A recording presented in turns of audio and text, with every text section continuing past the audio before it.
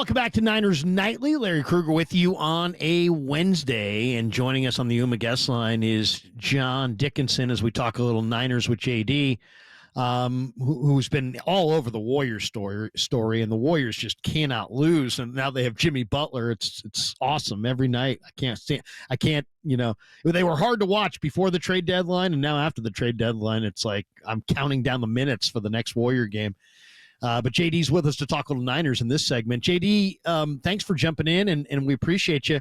I don't know if you saw this today, JD, but the Niners got ranked 8th out of 32 teams in the 3rd annual NFL Players Association report cards for really everything. I mean, I guess the treatment of families, food and dining, nutrition, dietitian, locker room, training staff, weight room, strength coaches, team travel, head coach, ownership. Niners overall got a really good grade, an overall grade, I believe, of A-. To say they were 8th, Dolphins had an A+, Falcons had an A+, Vikings A+, Broncos, Chargers, Texans, Raiders, Commanders, and Ravens and Saints all A's, Packers, Niners, and Bears at A-. Everybody else was a B+ or lower. And, of course, the back end of it was the Jets got an F, the Panthers, Cardinals got a D-. The Pats, Steelers got a D. Bucks got a D+.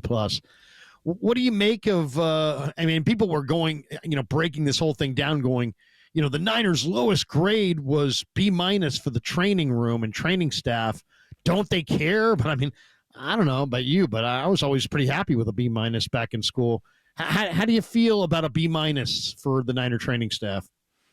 Yeah, for the training staff specifically, I think that maybe could have been a little bit lower, I guess. I don't know. I look at the grades across the board, and the players will tell the story on a lot of those things. If they feel they're not being put in the appropriate positions to be able to play, and then they'll let you know, which is a big part of this. But no, B- is a good grade. I think, sometimes with some of the issues that the Niners have had with injuries, I know the training staff has faced a lot of scrutiny, over the years, in some years more than maybe others. But no, I'm looking at it right now across the board, and, pretty good scores. Top to bottom, all told. And yeah, I think you can live with that. Anytime you're top quarter of the league, basically, it means you're doing something right. And I also think, to be in the top quarter of the league when you just had a 6-11 season, I think that's also a little bit telling that the 49ers are still doing things right, because a lot of these teams, you look at the bottom of the barrel, and it's a lot of bitterness, I think, maybe an anger that comes with losing and losing franchises. So I actually kind of viewed the fact that the Niners were still 8th overall as a good thing, considering the fact that they were 6-11. If they had been 13-4 again, maybe they would have been 3rd or 4th. But all told, you look at it, I think that's a pretty good place to be as this team looks to bounce back in 2025. And I don't know how you feel about Jed, but personally, I kind of feel like Jed gets a bad rap. Jed cuts the check. He cuts the check. He could be Jerry Jones. He could have himself and his family members sitting right in the war room saying, "We want this guy." But I don't really think he is. He's in their war room, but he's not leading the discussion, and I think Jed, he will cut the check when he's told to cut the check. And I don't know. Everybody's got, some guys have, do an okay job and they have great PR people. Other people do a pretty good job and they have lousy PR people. I kind of feel like if you say Jed York to a lot of people, there's a lot of people that are like, I don't know about Jed, but come on, he's got this stadium built. It's enabled them to compete for championships. Eddie D told me years ago, he's like, if we don't get a new stadium, we have no chance of winning a Super Bowl ever again. He's got that Super Bowl. He's got that stadium. Now it's about getting that 6th Lombardi. But overall, I think if you say that Jed's name to most Niner fans, they're kind of like, Jed. But I think you got to give Jed the credit. He doesn't try to make the football decisions, and he is there to cut the check, and he listens to his football people. They haven't won. And it's not because of Jed. They haven't won because of John. They haven't won because of Kyle. They haven't won because of the players. they haven't, this elusive sixth Lombardi. You can't blame that on Jed. I mean, look, they've been in it. They've been really good in a lot of these years here, even going back to the Harbaugh era. And I think Jed's on a really good run, basically since he hired Kyle Shanahan and John Lynch, going back to the after the 2016 season, before the 2017 season. And I think there was a rough patch there. I think that the beginning of the Harbaugh era was excellent, and the end of the Harbaugh era was not great for Jed York, and that coincided with the opening of Levi's Stadium, which was kind of a disappointment initially, I think, just based on the fact that the 49ers were struggling, and it was Harbaugh's last year, and there was a lot of drama surrounding it. There were a lot of, obviously, San Francisco based 49er fans that were pissed that they were leaving the city to head down to Santa Clara full time, even though their facilities and home base had been in Santa Clara since the late 80s. So I mean, but the games were obviously at Candlestick in the city for years. So I think there was some angst over that initially, and he had a rough 2014, 15, and 16. But other than that, really going all the way back to the hiring of Jim Harbaugh in 2011, we're basically 15 years now. It's been 11 or 12 really good quality years with chances to contend for championships in almost half of those years. And then you've got the little rough patch there at the end of the Harbaugh era, and with Jim Tomsula and the opening of Levi's initially, and Chip Kelly and all of that. But the one thing you give him credit for is Jim Tomsula didn't work, and he pivoted. And Chip Kelly didn't work, and he pivoted. He didn't waste years there, and found Kyle Shanahan. And Kyle Shanahan, along with John Lynch, has built this thing into a sustainable winner, even though they don't have that Super Bowl. So I think he deserved to be maligned, I think, in 2014, 15, and 16, but I think he deserves credit for getting out of the way and being a quality owner since then. Jake Moody, the one thing he was asked about Jake Moody today, and John's like, I still have a lot of belief in Jake Moody. Should the Niners still have a lot of belief in Jake Moody? Yeah, look, I think enough belief to keep him on the roster, at least through the offseason and training camp, and maybe even the beginning of the regular season. It sounds like they're really, doubling down on the fact that the injury and coming back from the injury is why he struggled so mightily, and the numbers would dictate that maybe they shouldn't have had him come back. I mean, there was some regret expressed there that he came back too soon, or maybe they should have just shut him down given the injury that he had and had somebody else kick the remainder of the season. So I think they definitely need to bring in some competition. I think that goes without saying, but I'm also, as much as I may not have the utmost confidence in Jake Moody, but he's somebody that still, I think, projects to be a quality kicker in the NFL. So I'm more okay with giving him one final shot, but you got to have a backup plan at the ready, and then you let it play out. But to me, he's one more rough patch away from being done. I think he should be on his final strike, basically, but I don't think it's at a point right now where he should already be off of this team, because I do think it could come back to haunt if you don't have the right kicker ready and waiting in the wings, and he goes somewhere else and turns into the guy that's a big part of the reason why the 49ers picked him with that third-round selection. He becomes a super awesome kicker somewhere else, and you're sitting there looking for him. And it happens all the time. Look at Carlson with the Raiders. He became an all-pro. And he's not alone. He's not alone. The league is littered with guys who bombed in their first start or first stop and then found their way and became a good kicker. So they don't want to be they don't want to be on the other side of this and watching Jake have a great career somewhere. I think it was Graham Gano that maybe Kyle cut a couple years before he had his kind of solidifying moment in the NFL, and I think maybe there's some battle scars there. All right, interpret this quote. because John is great. He's getting very good at his job. He's good at talking and not saying a lot. Okay. Yes. Here is the quote on Kyle Juszczyk. You tell me what you're getting out of this. He said, Juice is a great player, and he's been really valuable to us. So he's a part of us. We'll see. We're thinking of a lot of things right now. We're trying to make everything work and some tighter constraints than we've had in the past.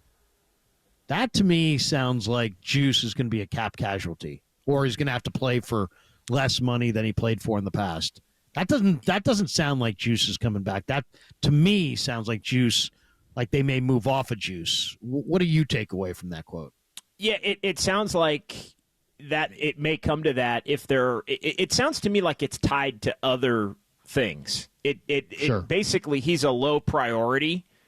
Like they would love to have him, and he's valued, but he's a lower priority than some of the other things that they have to get done. So you go through your checklist in the offseason, I think, if you're the 49ers, and anything that's deemed a greater priority, if that means that you no longer can afford to have Kyle Juszczyk on the roster because you have to deal with something that's more important and significant, then so be it. Like it basically is they're prepared to have him, I think, in certain scenarios, but I also think they're prepared for basically something that they more to bump him off the roster, and I think they were prepared for that last year. They ended up asking him to take less. He was stung by it, didn't love it, had to think about it, ultimately did it. And so I think, they were prepared. There was a scenario last year where they go to Kyle Juszczyk and say, hey, this is the way it's got to be or you're gone. And he accepted it. So I don't think this is new news. I just think that the constraints are even tighter. And I think as you look at the offseason checklist, as we've discussed so many times on your show, I mean, there are a bunch of things that are of a more significant priority than Kyle Juszczyk that have to get done as much as you'd love to have him on the roster. He's a good player. They really like him. He's a popular player. But good locker room guy. Good locker room guy. But you know what? I'm a results guy. He's an awesome host. But why is he rated 17th in the time slot? He's an awesome host. Well, I don't know why. Maybe he's not that awesome. He's losing to basically everybody who's on the radio against him. But he's an awesome host. It's like after a while you got to produce. I mean, you can sit there and say, "Man, he's a Pro Bowl fullback." Okay, but you can't run for a single yard. You're horrendous in short yardage. You're bad on the goal line. You're so bad on the goal line, you stopped even trying to run on the goal line. So somebody's to blame. It ain't you. It ain't me. It's not the vendors. It's probably the center, the guard, the fullback, the running back, the play caller. I mean, it's one of those guys, right? Almost assuredly. So it's like if Juice is awesome, why can't you run in short yardage? If you have one, you're like one of 5 teams in all of pro football that has a fullback, and he's the Pro Bowl fullback, and you're passing the ball on 2nd and goal from the 3 and 3rd and goal from the 3. That tells me that Kyle Shanahan has no belief that he can move anybody, and that's either a bad statement about Juice or it's a bad statement about Brendel and that O-line. But they just stopped trying to run in the low red zone because Kyle was trying to just coach around the flaws on this roster. I know they're paying him some good money. I'd look to replace him. I really would. How about this? There's a buzz coming out of Indy that the 49ers are being linked to a number of the free agent safeties. The 2 names that I've heard are Javon Holland from Miami, who went to Bishop O'Dowd and then has had a real nice career. He's very young. I think he's only 24, 25. And the other one is Eric Reed's little brother, Justin Reed, who's been in Kansas City.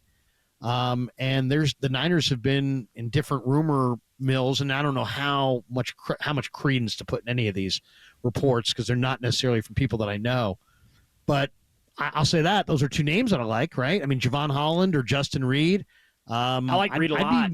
I'd be happy with one of those guys at free safety. What do you think? Yeah, Justin Reed's somebody we've talked about in recent weeks, kind of going through different positions of need up and down and you're also taking somebody away from Kansas City too, which I think is always a nice problem to have. I find it interesting though. I mean, that the safety issue is something that seems to be a high priority on the board, because I think we go through what are the number 1, 2, 3 priorities, and one of the things John Lynch discussed today was trying to figure out a way to keep Dre Greenlaw around before Dre Greenlaw ends up talking to other teams and maybe they lose him. That linebacker spot's been huge. Upgrading the interior defensive line has been huge. Another edge rusher, they've been linked to a couple of guys, draft prospects in terms of edge rushers, and we'll see what the 49ers ultimately do. But I think it's interesting that safety is something that's up there near the top of the list, because I think in terms of looking to find somebody from the outside, I think we all would have put that down a little bit. I'm curious what your thought is. I think we would have put that down a little bit in the pecking order, but there's always anytime free agency opens, you're always trying to find great value, and you're always trying to find where you can get the most bang for your buck, and maybe the 49ers view that safety spot is an area where they can spend but really have it upgrade themselves to fit. It becomes an efficient spend. It feels like an analytic type move to go get somebody at that safety spot. I'm curious what your thoughts are on safety, seemingly higher on the list in terms of the shopping list than maybe some of these other positions. Well, JD, I don't think it's a vintage year for safeties in the draft, but you can always find somebody, right? But I mean, there's no question that it's not the epic year for safeties. The other thing is, I don't know how you feel about it, but for me, you want your smartest players in the middle of the field. So I want really smart players at safety, at linebacker. I mean, the talk that the Niners are interested in Greenlaw, having him come back, that doesn't surprise me.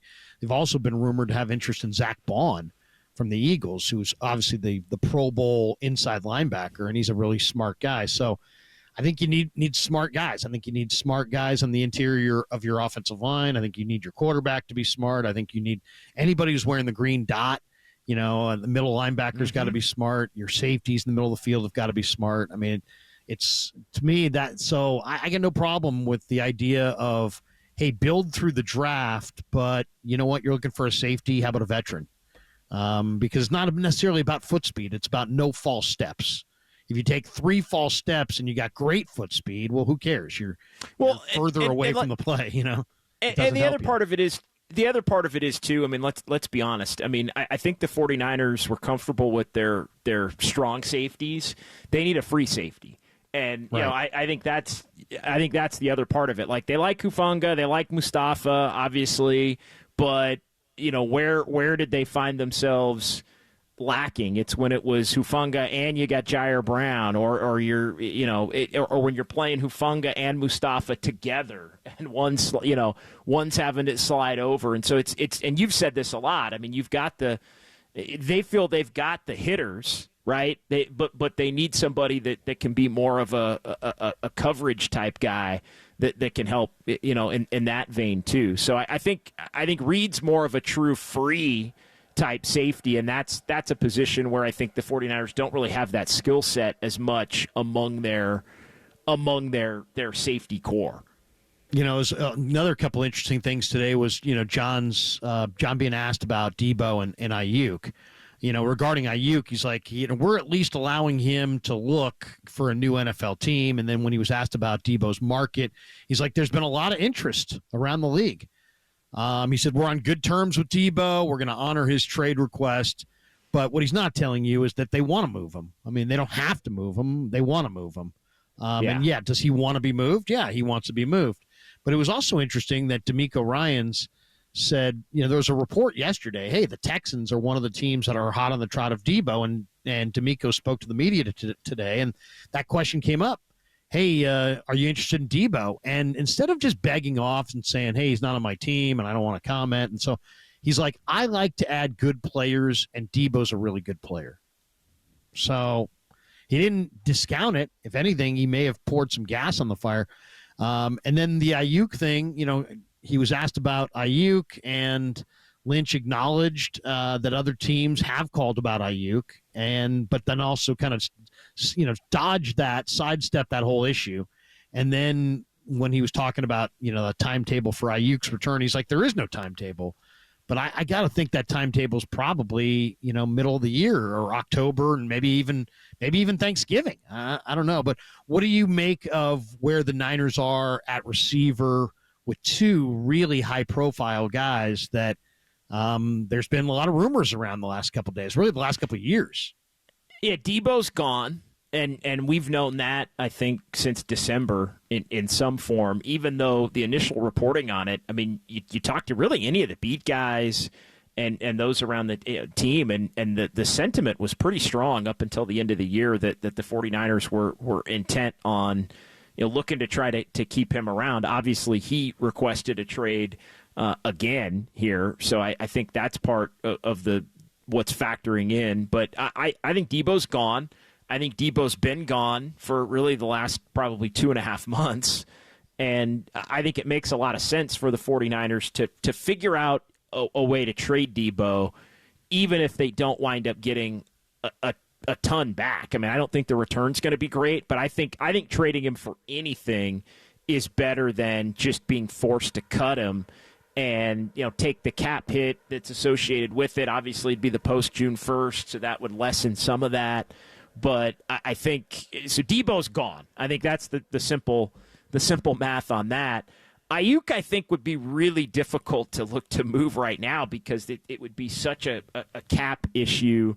If it relates to him in terms of a trade. So I think they just have to bide their time with him and let him get healthy and hope he can be a productive player and not rush it. It might end up having to be the middle of the season. And that being said on him, like I don't think they're looking to move Brandon Ayuk, but they're thin. That's the other reality. They're thin at wide receiver with Ayuk, with Debo gone. Ayuk now in a position where you don't know when you can count on him. It won't be at the beginning of the season, obviously. And so, you've got Ricky Pearsall right now, and you got to go get at least another guy, if not a couple of guys that can, find your way in there. So I think wide receiver immediately becomes a position of need now, kind of knowing that Debo Samuel is for sure going to be a non-factor. Two last questions for you, JD. There's so many rumors that come out of Mobile and Indy this time of year that, you just don't know what's real, what's not. The only guy that I actually know who's really tied in, who I actually, when I see his name tied to rumors, it makes me go, okay, because I know him and I know his ethic and I know he doesn't lie. And that's Tony Pauline, the longtime NFL scout. He had 3 really interesting rumors today. One was that he says the Bengals, if they can't get their asking price for Trey Hendrickson, absolutely will trade him, and they'll do it quickly. That's an interesting name because, man, Trey Hendrickson opposite Bosa would just be phenomenal. I know a lot of people talk about Myles Garrett and this and that. Hendrickson might be more in their price range. That's an intriguing name. The other 2 rumors, one I already mentioned before, was that Tony's saying that the Niners love Olufemi Oladejo, the former Cal Bear, former UCLA Bruin, who's had an amazing week in Mobile as an edge rusher, playing really under the tutelage of KJ Wright. So that's an interesting name. And I don't necessarily expect you to have seen tons of Oladejo. But the third one was that he says the Niners, the Steelers, and the Patriots all have legitimate free agent interest in Joe Flacco. And that's an interesting name. So those rumors, I mean, Oladejo's a great edge rusher in this draft. Yeah. I don't know what round he's going to go in, but every time I look up, he's projected to go higher. That's interesting to me. But what do you think of Hendrickson and Flacco as potential future Niners? Love Hendrickson. I think that would be awesome, and I'm with you. I think he would be really good and more in the 49er price range to where you wouldn't have to give up a bounty to be able to acquire him.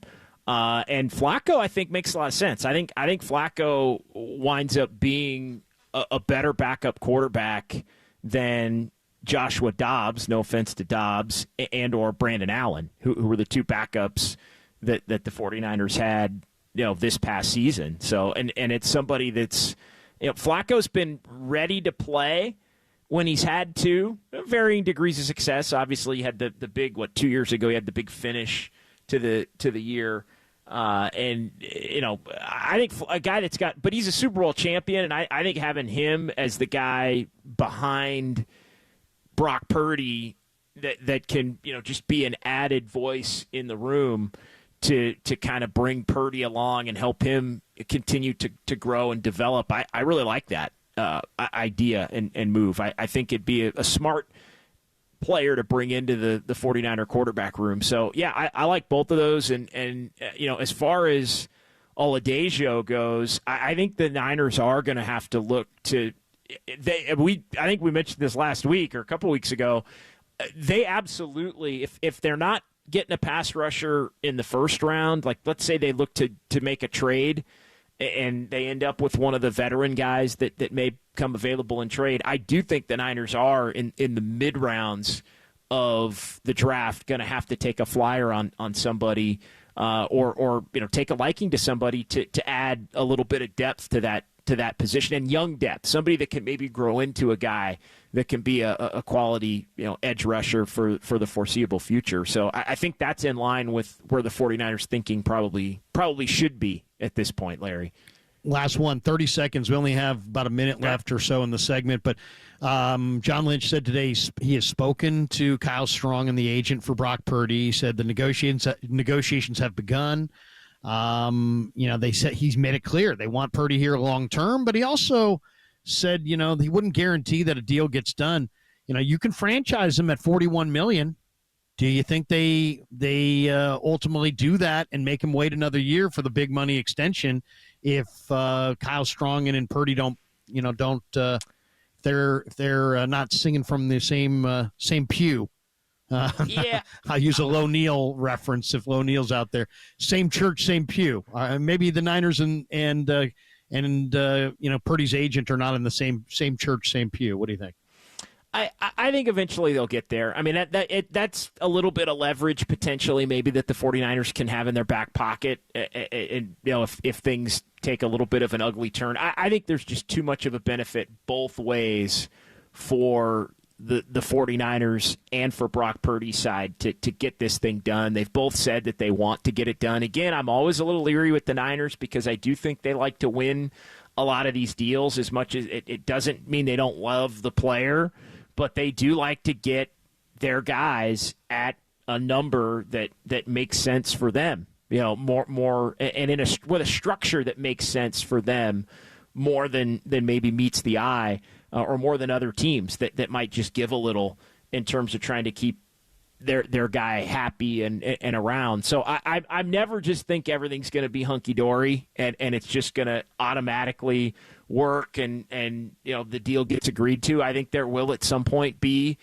a time where we're all kind of wondering, why is this thing taking so long? Like I think it's going to rub up, maybe uncomfortably closer to free agency and or April when players are allowed back in buildings and all of those things, and the offseason program can tip off for teams. So I think it might get a little uncomfortable in terms of the timing, but I still kind of think ultimately it gets done. JD, awesome to wrap with you, and we'll do it again maybe next week. And thanks for jumping on.